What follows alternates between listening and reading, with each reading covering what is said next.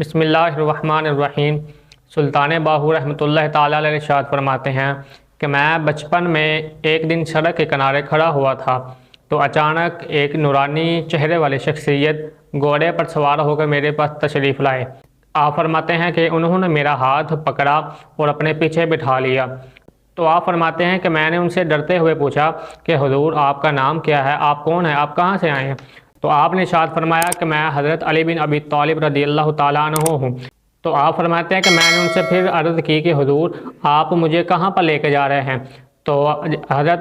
हज़रत अली मुर्तज़ा रज़ियल्लाहु ताला अन्हु ने इरशाद फरमाया कि मैं आपको नबी अलैहिस्सलातु वस्सलाम के हुक्म से नबी अलैहिस्सलाम की बारगाह में लेकर जा रहा हूँ।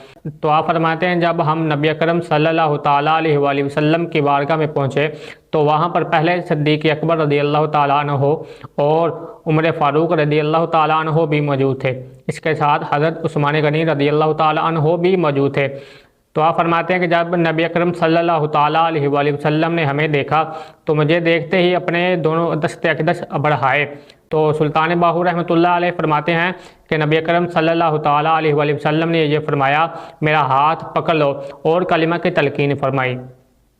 फिर जब नबी अकरम सल्लल्लाहु ताला अलैहि वसल्लम ने आपको कलिमा की तलकीन फरमाई तो आप फरमाते हैं जब मैंने कलिमा तैयबा पढ़ा तो दरजात और मकामात का कोई हिजाब बाकी ना रहा।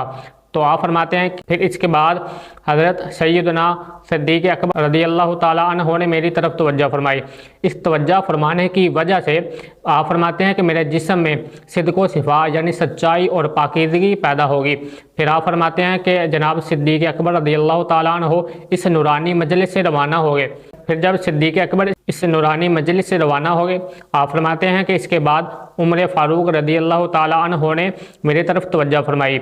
आप फरमाते हैं कि हज़रत उमर फ़ारूक रज़ियल्लाहु ताला अन्हु की तवज्जो फरमाने की वजह से मेरे दिल में अदल व इंसाफ और सच्चाई पैदा होगी। फिर आप फरमाते हैं कि जिस तरह सिद्दीक़ अकबर रज़ियल्लाहु ताला अन्हु इस नूरानी मजलिस से रवाना होगी, इसी तरह हज़रत उमर फ़ारूक रज़ियल्लाहु ताला अन्हु भी इस नूरानी मजलिस से रवाना होंगे। आप फरमाते हैं कि इसके बाद हज़रत उस्मान गनी रज़ियल्लाहु ताला अन्हु ने मेरी तरफ तवज्जो फरमाई। आप फरमाते हैं कि इस तवज्जो फरमाने की वजह से मेरे जिस्म में हया और सखावत पैदा होगी।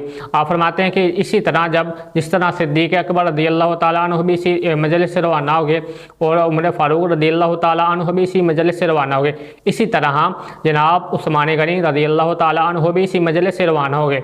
तो आप फरमाते हैं कि इसके बाद हज़रत अली मुर्तज़ा रज़ियल्लाहु ताला अन्हु ने मेरी तरफ तवज्जो फरमाई। आप फरमाते हैं कि इस तवज्जो फरमाने की वजह से मेरे जिस्म में शुजाअत, हिल्म और इल्म की रोशनी पैदा होगी। तो आप फरमाते हैं कि इसके बाद नबी अकरम सल्लल्लाहु ताला अलैहि वसल्लम ने मेरा हाथ पकड़ा और सैयदा कायनात हज़रत फ़ातिमा ज़हरा के पास ले गए। तो आपने इरशाद फरमाया, फर्जन तुम मेरे बेटे हो। तो इसके बाद आप फरमाते हैं कि मैंने जनाब हज़रत इमाम हसन और इमाम हुसैन रज़ियल्लाहु ताला अन्हुमा के कदीमैन शरीफैन का बोसा लिया। तो आप फरमाते हैं कि मैंने इनकी ग़ुलामी का पट्टा अपने गले में पहन लिया। इसके बाद आप फरमाते हैं कि नबी अकरम सल्लल्लाहु ताला अलैहि वसल्लम ने मेरा हाथ पकड़ा और पीर दस्तगीर हज़रत अब्दुल कादिर जीलानी अल हसनी वल हुसैनी रज़ियल्लाहु ताला अन्हु के सुपुर्द कर दिया। आप फरमाते हैं कि जब मैं हज़रत अब्दुल कादिर जीलानी अल हसनी वल हुसैनी की बारगाह में हाजिर हुआ तो आपने मुझे मखलूक खुदा से मोहब्बत की तलकीन फरमाई। आप फरमाते हैं कि जो कुछ मैंने ये देखा अपनी ज़ाहरी आँखों से देखा।